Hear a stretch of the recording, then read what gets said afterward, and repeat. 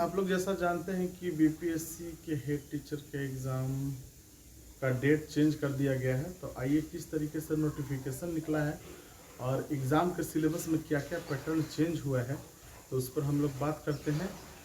आप यहाँ पे देख सकते हैं कि बिहार लोक सेवा आयोग ने एक नोटिस निकाली है और उसके अनुसार विज्ञापन संख्या 4/2022 शिक्षा विभाग बिहार के अंतर्गत प्राथमिक विद्यालयों में प्रधान शिक्षक के रिक्त पदों पर नियुक्ति हेतु दिनांक 28/7/2022 को जो एग्ज़ाम होने वाली थी वो अपरिहार्य कारणों से स्थगित की जाती है।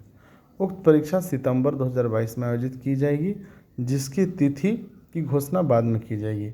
विज्ञापित पदों पर नियुक्ति हेतु प्रकाशित पाठ्यक्रम को और स्पष्ट करने के लिए आप www.bpsc.bih.nic.in पर देख सकते हैं।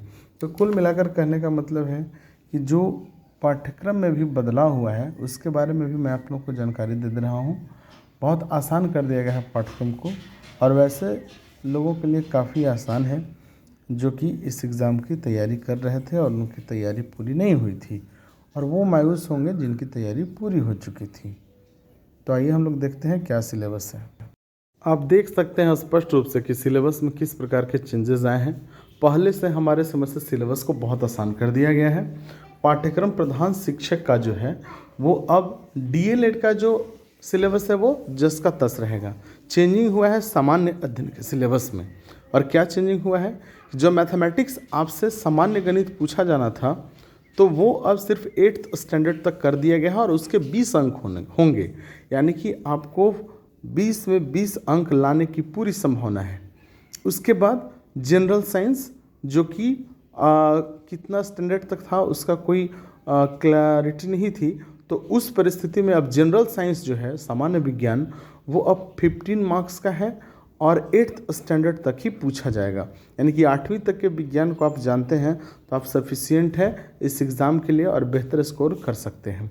उसके बाद करंट अफेयर्स और नेशनल इम्पोर्टेंस का जो था उसके लिए भी विशेष बल दिया गया है नेशनल स्तर पर, ठीक है। राष्ट्रीय स्तर पर की जो घटनाएं हैं पिछले 1 सालों की उस पर विशेष ध्यान देना है, और अंतर्राष्ट्रीय स्तर की वो घटनाएं जो भारत के लिए विशेष महत्व रखती है उस पर विशेष फोकस करना है, और इस पर आपको 10 मार्क्स मिल जाएंगे।